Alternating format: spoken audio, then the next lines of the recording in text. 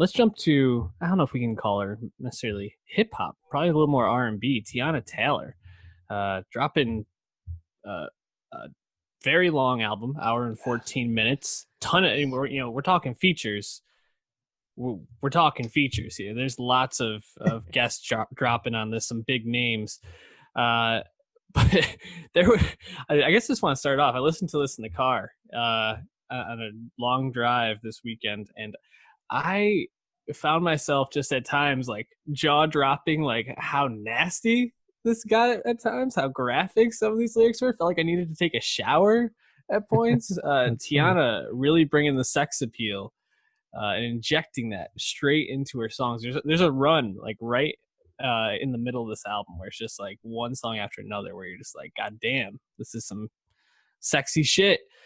But Dave, how are you feeling about this album as a whole? An hour, 14 minutes, 74 minutes, quite a listen. Yeah, 23 tracks, a far cry from her 2018 album Keep the Same Energy, which was only 8 tracks. Famously, Teyana was not happy with the rollout and promo with that album. Of course, the last of the fabled Good Music Wyoming sessions and all that. Mm-hmm. So she seems to have completely course corrected in the other direction, not having to worry about anything being cleared and being cut. She just didn't seem to cut much of anything. No. By all accounts, this was mainly recorded this year as well. It's pretty new, pretty Mm-hmm. quarantine focused. But yeah, I did struggle with it in that regard because there's just so many tracks. And Teyana, who has been I think known as a talent since a young age when she choreographed for Beyonce, as just when she was just really a dancer. She doesn't have the most jaw-dropping voice in R&B, and I think when you have this many tracks, there's just gonna be a filler vibe to some of them. But it is cool to see her kind of double down and give you what you wanted, because she also was not happy with how her first album, 7, on Good Music did as well. So, this definitely seemed to be something she wanted to make, and it's very influenced by her marriage to Iman Shumpert and their daughter, who's now a few years old. And you hear the audio of that 911 call when they give birth in the bathtub and all that, which people know. So pretty crazy. Yeah, it's definitely way too long, but there's also highlights because Teyana Taylor's is really good at that silky R&B. Yeah, and I think some of the tracks, especially in that run I was talking about, zooming out, a lot of those tracks start to blend together and don't really stand out as super memorable. But I think when she's interplaying off of someone jumping on the track with her is when she really shines, and you can kind of hear just how much I think she feeds off the energy of somebody else. Because I actually found a couple of her tracks, like even the Wake Up Love track, to be a little bit sleepy when it was mostly her carrying it. But I think some of the tracks, like the one with Kalani, Morning, I thought that was really strong.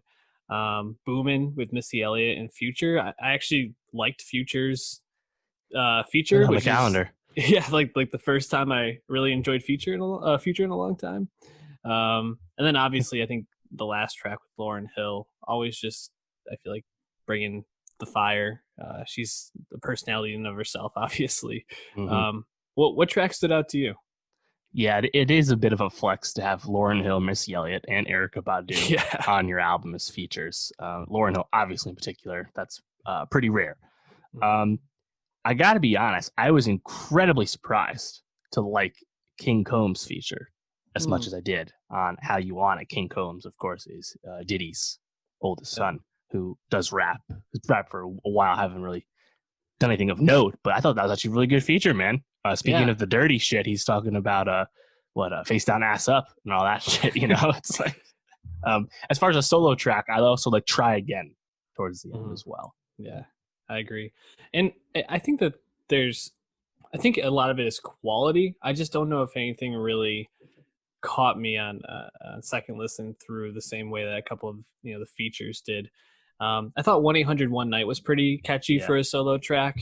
Good hook. So, yeah, I mean, Teyana is very interesting, right? Because I feel like in name recognition, she's pretty well known, obviously, like you mentioned, for her choreography and dancing skills. But for her actual output, I don't know if any of these. I don't know if she has a song yet that really solidifies her as like that next like great star. Like she seems like a pretty middling artist, I'd say. Yeah, and like I'm thinking, what she's like 28, 29. Like, yeah, she's been around a long time, and she's a successful R&B artist. But you're right. I don't.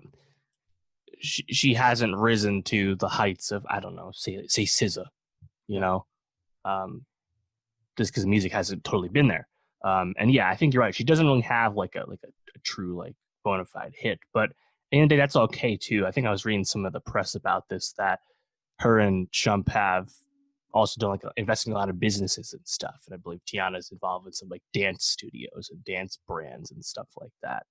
And maybe named after her daughter, I forget. But definitely a multi-hyphenate, which is cool. But the music is clearly just one part of that. And solid, but yeah, still not being wowed, and I still want more. But this definitely feels like this was a cathartic project, like a for Teyana drop more than anything else. Definitely, and hopefully this gets her on the path where she wants to go. I'd like to see her create something a little more succinct, kind of like Georgia Smith. I feel like she could very much be in that same conversation with a more focused album.